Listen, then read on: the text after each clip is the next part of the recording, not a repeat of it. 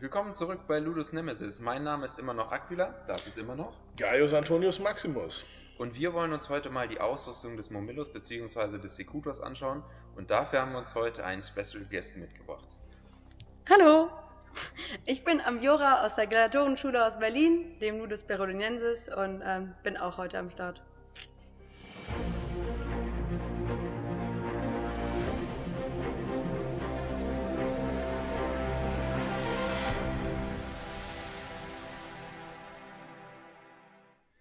Wie in unserem letzten Q&A-Video gewünscht, stellen wir euch heute die Klasse des Secutors vor. Fangen wir an mit seinem besonderen Helm, der sehr rund ist, was seinen Gegner, den Retiarius, vor eine besondere Herausforderung stellt. Dann hat der Secutor ein großes Schild, das ihn deckt von der Schulter bis zu über dem Knie. Und darunter geht es weiter mit der Beinschiene, die den Unterschenkel schützt, und die Polsterung unter der Beinschiene geht noch bis über den Fuß und schützt ihn. Jetzt in der Verteidigungshaltung, wie er sie eben eingenommen hat, sieht man, dass der Secutor von vorne wie eine Wand wirkt. Man muss an der Ausrüstung vorbeiarbeiten, um einen Treffer landen zu können. Und wie alle anderen Gladiatoren auch, trägt der Secutor einen Gürtel, um den Subiaculum festzuhalten, hat eine Manica und ein Gladius in der Hand.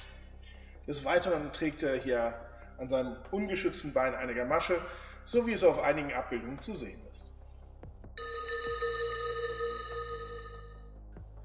So, wenn wir über den Secutor reden, dann müssen wir natürlich auch über den Momillo reden. Ja, Den Helm hast du da ja, ne? Genau, der Momillo, der hat so einen Helm, hier ein Exemplar habe ich in der Hand, wodurch erkennt man so einen Momillo-Helm. Erstens, wie bei allen Gladiatoren, ist der Helm geschlossen, vorne, also ein geschlossenes Visier. Aber um ihn von anderen Gladiatorentypen zu unterscheiden, guckt man sich meistens den Kamm an. Und hier kann man schön sehen, der Kamm bei dem Momillo, der ist eckig, geht relativ hoch. Da können auch ein bisschen Deko da noch dazu sein, aber im Grunde genommen immer hier mit mit dem rechten Winkel hinten. Genau. Und das ist jetzt ein Chieti-Helm spezifisch. Es gibt andere Varianten von einem Momillo-Helm, immer natürlich mit demselben Kamm. Zum Beispiel der Popeye-Helm oder der Berlin-Helm. Ich habe da letztens Aus verschiedenen Zeitaltern oder halt einfach Regionen. Ne? Genau, wer sich für die genaue Entwicklung von diesen Helmen interessiert, ich habe da mal eine kleine Übersicht zugeschrieben, die wir wahrscheinlich... Die verlinken wir einfach unter dem Video, wie ihr das von uns schon kennt. So, warum müssen wir eigentlich über den Momillo reden, wenn wir eigentlich den Secutor wollen? Der Secutor im Grunde genommen so ein bisschen so eine Weiterentwicklung vom Momillo ist, nicht wahr? Der Momillo hat zwar existiert, als der Secutor auch noch existiert hat, aber es ist wahrscheinlich eine Entwicklungsstufe vom Momillo. Ja, der Momillo soll ja, also so gehen wir von aus, am Anfang gegen den Retiarius gekämpft haben und da hat man dann so ein paar Nachteile gefunden. Ne? Können wir hier mal zeigen, deswegen habe ich den Dreizack dabei. Ja, als erstes hätten wir den hohen Kamm, ne, der den Momillo ja auszeichnet. Jeder Momillo-Typ hat diesen hohen Kamm und da kommt man mit dem Dreizack wunderbar rein, kann ihn nach hinten drücken zur Seite und hat den Kopf des Gegners relativ gut unter Kontrolle. Genauso hier diese hohe Krempe, da kann man wunderbar unterhaken, entweder im Ganzen oder im Einzelnen. Und hat auch da den Kopf des Gegners unter Kontrolle und das ist ein Riesennachteil. Ja. Genau, das hat man natürlich mit dem Secutor-Helm nicht. Ich hole mir mal den Secutor-Helm. Ich gebe ihn dir mal rüber. Danke. Der ist etwas runder, wie man hier sehen kann, und dann natürlich der Unterschied mit dem Dreizack. Ja, genau. Also wenn ich hier jetzt versuche, an der Kalotte irgendwas zu arbeiten, da rutscht man ab, da geht man weg. Und auch hier im Gesicht keine Möglichkeit, den Kopf nach oben oder zur Seite zu drücken. Das Einzige ist, wenn ich hier vorne auf dem Kinn quasi aufsetze, könnte ich den Helm eventuell nach unten drücken. Und er hat noch einen anderen großen Vorteil, nämlich bei einer der anderen Waffen des Retiarius, nämlich das Netz. Genau. Wir sehen hier ja viele Ecken und Kanten bei dem Momillo. Da hat das Netz natürlich eine Menge Möglichkeiten, sich zu verhaken, je nachdem wie groß die Maschen sind und so weiter. Das ist bei dem Secutor, soll es nicht so sein. Da soll das Netz quasi dran abgleiten und sich sanft über den Gegner legen. So, jetzt habt ihr wieder mich vor der Kamera.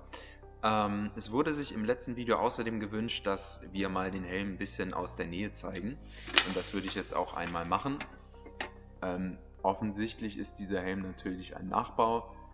Was mir an dem sehr gut gefällt, ist, dass die Form nahe am Vorbild getroffen wurde. Da gibt es leider auch Negativbeispiele, wo das leider nicht der Fall ist. Wir können auf einmal hier reingucken. Da seht ihr, wo die Augenlöcher sind. Eine Sache, die ich bei diesem Helm gemacht habe aus Sicherheitsgründen, ist, dass ich hier diese Augenverstärkung mit eingebaut habe. Das ist einfach dem geschuldet. Wir hatten den Fall tatsächlich, dass wenn der Dreizack seitlich hier drauf trifft, kann es tatsächlich passieren, dass eine Zinke in den Helm reingeht. In unserem Fall ist zum Glück nichts passiert, aber diese Erfahrung möchte ich ungern nochmal machen. Und eben aus Sicherheitsgründen haben wir das dann ausgetauscht. Wenn ihr euch Helme kauft, solltet ihr darauf achten, dass der Helm so gebaut ist, dass ihr hier zwischen relativ wenig Platz habt. Wenn ihr hier vorne sehr viel Platz habt und der Helm nach vorne kippen kann, bietet das Möglichkeit für das Netz hier einzuhaken. Ich habe auch schon Nachbauten gesehen, wo das Ganze hier nach vorne gewölbt war. Davon würde ich komplett die Finger lassen, weil dann könnt ihr auch einfach den Kampf direkt aufgeben, weil das ist für den Retiarius perfekt.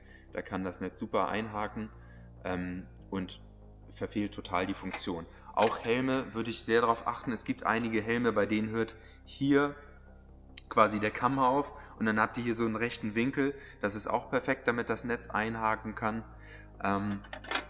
Da dieser Helm schon sehr lange in diesem Ludus ist, sind wir uns nicht mehr genau sicher, wo der her ist. Ich glaube, dass der von Ancient Empire Productions ist, bin ich mir aber nicht hundertprozentig sicher.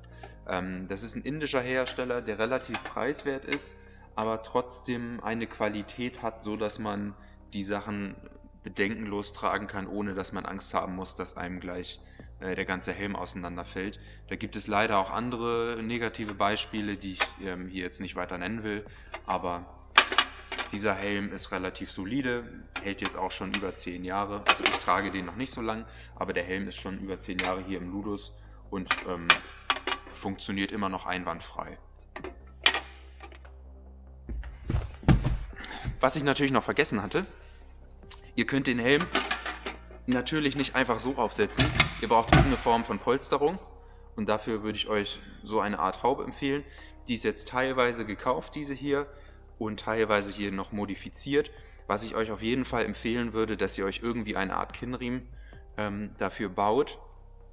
Der kann entweder gepolstert sein oder wie der hier einfach aus Leder. Das hat einfach den Zweck, dass gerade wenn ihr gegen eine Langwaffe kämpft, kann es einfach mal sein, dass ihr einen Schlag gegen das Kinn bekommt. Also sowohl als Momillo, wenn ihr gegen einen Hoplomachus kämpft, oder auch als Secutor. Und dann wird der Helm eben euch gegen das Kinn gedrückt. Und das kann, wenn das nicht ausgepolstert ist, dazu führen, dass ihr da vielleicht einen kleinen Cut bekommt, also so eine kleine Platzwunde. Das ist mir auch schon mal passiert. Deswegen ist es meiner Meinung nach besonders wichtig, dass der Teil eben auch ausgepolstert ist. Wie gesagt, die kann man kaufen teilweise. Es ist aber auch so, dadurch, dass diese Helme eigentlich alle eine Einheitsgröße sind, teilweise leider auch so ein bisschen variieren in der angeblichen Einheitsgröße, muss die Haube perfekt auf den Helm passen und da kommt ihr wahrscheinlich sowieso nicht drum rum, dass ihr die Haube ein bisschen anpasst, dass ihr hier nochmal ein bisschen was auspolstert und da nochmal ein bisschen was auspolstert, damit die Haube auch wirklich zum Helm passt und auch zu eurem Kopf passt. Und eine passende Haube zum passenden Helm ist auch wirklich wichtig, damit das Ganze eben einigermaßen sicher ist. So, jetzt kommen wir zu der Ausrüstung, die beim Momillo und Secutor gleich ist. Denn der einzige Unterschied ist tatsächlich der Helm. Genau. Wir haben jetzt hier das Scutum, der römische Schild, wie ihn auch die Legionäre getragen haben. Bei uns so ein bisschen der Unterschied. Wir haben die Schilde angepasst auf den Gladiator, dass diese ganzen nicht zu groß werden. Ist ein bisschen aus sportlicher Sicht, um einen dynamischen Kampf zu bekommen. Also wir haben das Ganze so gemessen, dass wir von der Achsel ungefähr bis zum Knie ein bisschen drunter messen. Oder bis besser gesagt, bis zur Beinschiene, ja. Also ein bisschen unterm Knie bis zur Beinschiene, jetzt im Fall des Momillus. Dieser Schild oder diesen Schild habe ich selber gebaut.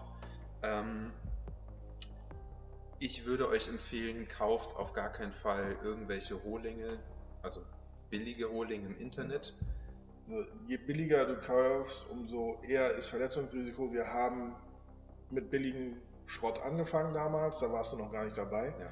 Aber da ist man nach 5, 6 Kämpfen, sowohl mit dem Dreizack, und da hatten wir richtige Platten vorne drauf, mit der Hasta und mit dem Gladius ist man durch den Schild durchgedrungen. Und beim Umbo, also bei dem Buckel hier vorne, da zu viele Schläge drauf und der ist eingerissen, und das ist während eines Kampfes tatsächlich gefährlich. Und dann kriegst du die Hand nicht mehr raus. Genau. Es gibt natürlich qualitativ hochwertige Hersteller, wie zum Beispiel Fabrica Cacti, wo ihr Schilde für zwischen 300 und 500 Euro kaufen könnt. Wenn ihr das überhaupt, ja, dann kauft so ein Schild. Wir haben uns eben dafür entschieden, diese selber zu bauen, auch einfach, weil es ein spannender Prozess ist. Aber das ist jetzt eine lange Geschichte, wie man so ein Schild baut. Wenn ihr wollt, dass wir dazu ein Video machen, ne? Unten Kommentare. Genau. Dann ist nochmal wichtig bei diesem Schild, und das ist auch so ein Punkt, den hat man teilweise auch bei billigen Schilden, dann eben nicht, ist diese Wölbung. Ihr könnt sehen, dieser Schild, ich mache es jetzt einmal so am besten, ja, ist eben gewölbt, und das ist auch gerade als Sekutor besonders wichtig, weil wenn ihr den Schild in der Hand haltet, dann ist es so, dass ein Retiarius gerne an der Seite oder an der Oberkante versucht einzuhaken. Und wenn das Ding plan wie eine Tür ist, dann funktioniert es auch eben genau so wie eine Drehtür, und das Ding geht einfach auf. Und ihr müsst super viel Kraft aufwenden, um das Ganze zuzuhalten. Wenn der so gewölbt ist, dann ist er so weit rumgewölbt, dass wenn ihr Zug bekommt, der Schild eher nach vorne gezogen wird. Natürlich wird er auch aufgezogen, aber eher nach vorne gezogen wird, als dass er sehr stark rotiert wird. Es wird trotzdem aufrotiert, aber es ist deutlich weniger und deutlich leichter zu halten. Ich spreche tatsächlich aus Erfahrung. Den ersten Ludus-Schild, den ich mal in der Hand hatte, da hat dann auch unser Retiarius mal dran gezogen und das Ding ist aufgegangen wie sonst was. Und ich hatte wirklich keine Chance, das Ganze zuzuhalten. Das ist auch ein Punkt, wenn ihr solche Schilde kauft, darauf achten, oder wenn ihr sie selbst baut, dann immer mit Wölbung.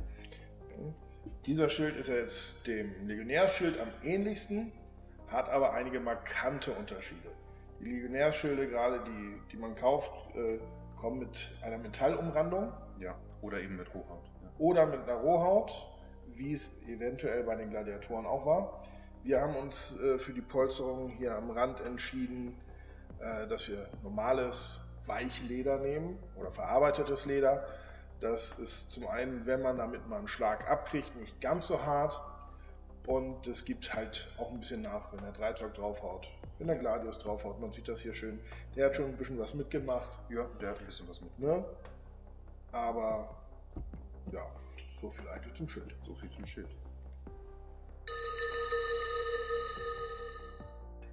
So, kommen wir zum nächsten Ausrüstungsgegenstand.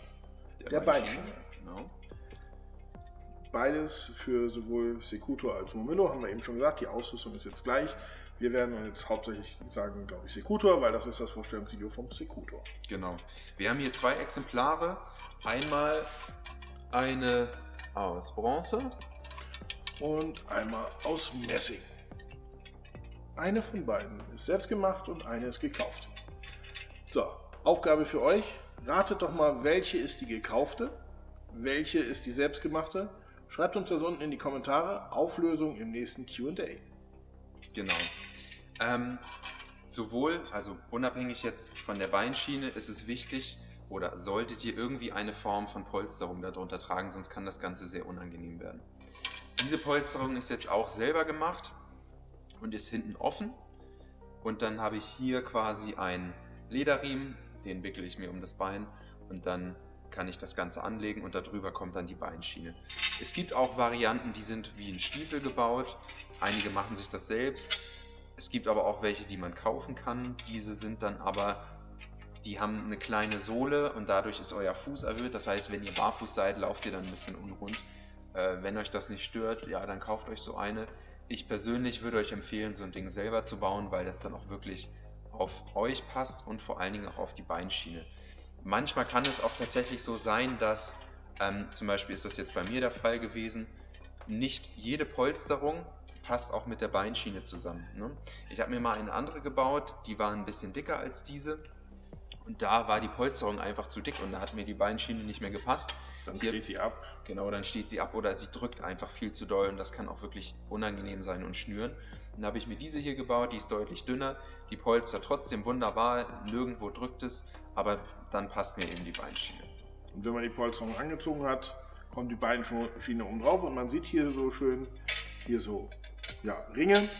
Das wird auch wieder mit einem Lederband dann am Unterschenkel über der Polsterung fixiert, mehrfach kreuz und quer hin und her gezogen. Da haben wir auch einige Versuche gemacht, wie es dann am besten sitzt.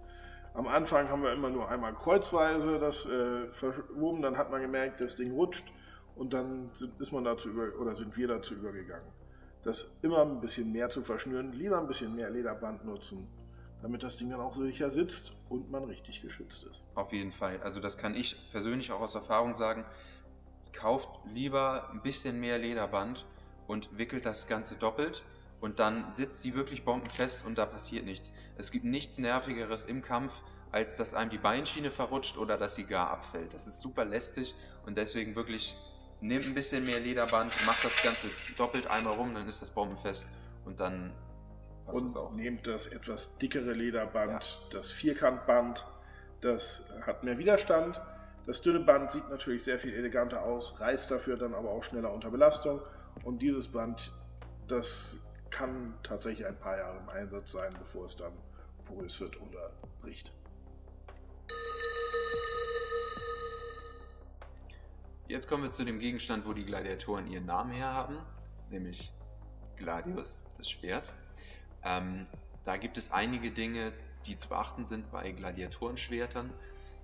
Wir gehen aufgrund der Fundlage aus Pompeji und auch von Abbildungen davon aus, dass die Gladii der Gladiatoren deutlich kürzer waren als die Legionärsgladii. Das Ding hier hat jetzt, glaube ich, eine Länge von, 31 oder 30 Zentimeter, ist also deutlich kürzer als die Militärs. Die bis zu 1 Meter lang sein können. Ja, das ist dann schon eine Sparta. 80, 90, ne? ja.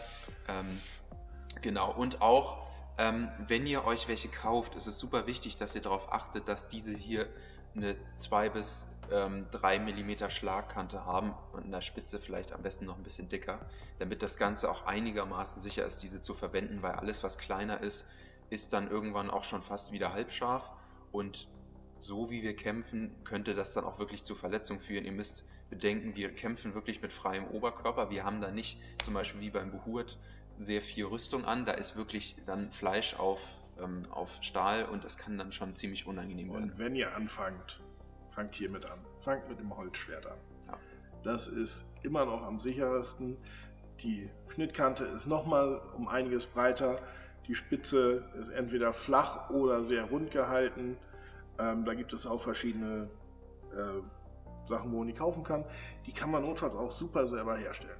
Das hier ist auch aus eigener Herstellung. Genau, und auch die Gladiatoren haben ja im Training mit Holzschwertern gekämpft, also damit seid ihr auch gar nicht so unauthentisch unterwegs. Genau. So, und wie alle anderen Gladiatoren auch, haben die Momillos und die Sekutoren auch eine Manika. Die Manika, so nennt man den Armschutz von den Gladiatoren. Der wird immer am Schwertarm getragen, damit jegliche Treffer von einem Gegner am eigenen Schwertarm nicht so schlimm ausgehen. Die sind meistens, das sind so gepolsterte Schutzteile. Ja, Ärmel halt, ne? Ja. Manika, Ärmel, genau. Ja. Genau, Ärmel. Man kann sie selber herstellen oder kaufen. Das ist so dem selbst so ein bisschen... Ja. Dem selbst überlassen. Das ist jetzt zum Beispiel, die hast du jetzt selbst gemacht? Ja, genau, die habe ich selbst gemacht. Die ist auch ein paar Mal repariert worden, viel getragen worden, die ist ganz cool. Ja. Du machst eine auch selbst, richtig? Ich mache meine auch selbst. Ich will einfach jetzt mal hier in die Kamera halten. Das ist jetzt eine, die man kaufen kann. Man sieht es wahrscheinlich nicht ganz so gut vom Detail her, aber die ist von der Verarbeitung tatsächlich, man glaubt es gar nicht, eher schlechter als die selbstgemachten. Ihr seht auch zum Beispiel hier, ist, damit sich der Ellenbogen besser artikulieren kann, keine Polsterung. Wenn ihr die vernünftig baut, dann kann man den Ellenbogen trotzdem beugen. Bedarf einfach ein bisschen mehr Detailarbeit. Und was hier zum Beispiel auch nicht besonders gut ausgearbeitet ist, ist die Hand. Ne? Ihr könnt hier sehen, der Daumen, der ist nur so halb hoch, das heißt, der Daumen guckt da raus. Und wenn ihr dann kämpft, dann kann es tatsächlich mal passieren, dass ihr wirklich einen auf die Finger bekommt. Und das ist mit einem Stahlschwert und vor allen Dingen als Sekutor, wenn ihr anfangt zu parieren mit dem Schwert, vor allen Dingen, wenn ihr den Dreizack pariert und dann einen mit dem Dreizack auf die Finger bekommt, das kann richtig wehtun. Deswegen würde ich euch wirklich empfehlen, investiert die Zeit, wenn ihr Sekutor machen wollt und baut euch sowas selbst. Man muss natürlich jetzt nicht so übertreiben, wie ich hier gemacht habe. Das Ding ist fast wie ein Boxhandschuh geworden, ist extrem dick und extrem, ja, polstert sehr gut. Es gibt aber auch, wie du hast, genau, einfach, das polstert auch schon ausreichend gut, hat man noch ein bisschen mehr Beweglichkeit in der Hand. Und genau, ein Punkt, wenn ihr die Gladiatur macht oder wenn ihr etwas darstellen wollt, müsst ihr euch so ein bisschen überlegen, welche Zeit wollt ihr darstellen. Wir als Ludus Nemesis, wir stellen jetzt das zweite Drittel des 1. Jahrhunderts dar, weil eben die Fundlage ganz gut ist, weil der Vesuv ausgebrochen ist und Pompeji eben verschüttet hat und man in der Gladiatorenkaserne da eben sehr viel Ausrüstung gefunden hat. Manike leider nicht. Stoff ist leider ja so ein Thema mit der Zeit. Aber da müsst ihr so ein bisschen schauen, wenn ihr jetzt zum Beispiel frühes 1. Jahrhundert darstellen wollen würdet, dann wären die Manike deutlich kürzer, die werden dann nur Unterarmlänge und die werden eben mit dem Laufe der Zeit länger. Und wir haben dann auch im 2. und 3. Jahrhundert später Beispiele von Manike, die dann teilweise aus Ringpanzer und auch aus Schuppe gemacht sind. Also wenn ihr das darstellen wollt, könnt ihr das auch machen. Problem ist nur, das kann man nicht wirklich gut von der Stange kaufen. Gibt es Reproduktionen, die sind aber so mittelmäßig gut. Das heißt, da müsstet ihr wahrscheinlich auch wieder jemanden aufsuchen, der das richtig für euch macht und da müsstet ihr eben auch wieder tiefer in die Tasche greifen. So, dann kommen wir zum nächsten Ausrüstungsstück, dem Gürtel. Da gibt es auch verschiedene Varianten. Man sieht gerade in der Zeit, die wir darstellen, auf den Abbildungen, dass das Ganze aussieht wie so ein, ja, ich sage jetzt mal goldenes Band. Und ja, mein Gürtel, den ich jetzt gebaut habe, das ist jetzt quasi eine Interpretation dessen. Die Gürtelhaken, die ich hier verwendet habe, das sind Gürtelhaken von einem Samnitengürtel, der, ich glaube, im 4. Jahrhundert vor Christus gefunden wurde. Wie die ganzen jetzt zusammengehakt werden, ist immer schwierig zu sagen, weil das Medium Mosaik gibt meistens nicht so einen guten Detailgrad her. Es gibt in einigen Reliefs, sieht man auch so richtige Gürtelschnallen, wie man jetzt hier sieht. Genau, aber das ist jetzt eine Variante oder ein Rekonstruktionsvorschlag, der auch genutzt wird. Also ich bin jetzt nicht der Einzige, der das so macht. Meiner ist jetzt aus quasi Messing und dann mit einer Lederumrandung und der hält dann auch das Subligaculum, also quasi die antike Unterhose, hält er dann zusammen, den Lendenschurz. Genau, und da gibt es eben noch Varianten aus Leder.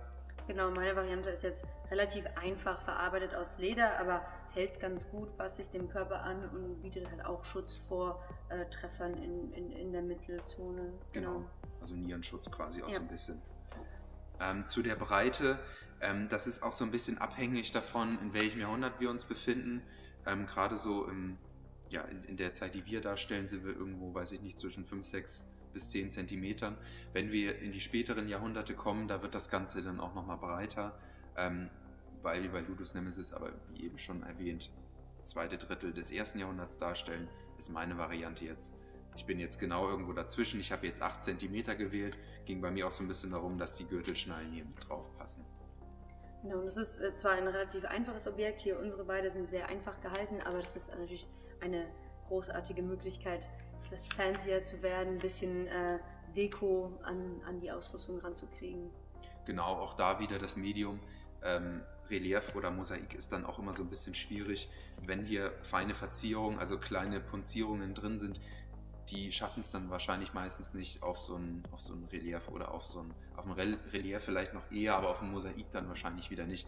Deswegen, da gibt es wahrscheinlich auch nicht so wirklich ein, ich sage jetzt mal, richtig oder falsch. Also wenn ihr da jetzt meint, ich will hier jetzt irgendwelche Verzierungen reinmachen, dann ist das sicherlich auch nicht verkehrt. Schaut vielleicht, dass ihr euch da so ein bisschen inspirieren lasst von Metallgürteln, die es gibt, zum Beispiel Samnitengürtel, da gibt es tatsächlich auch Funde von.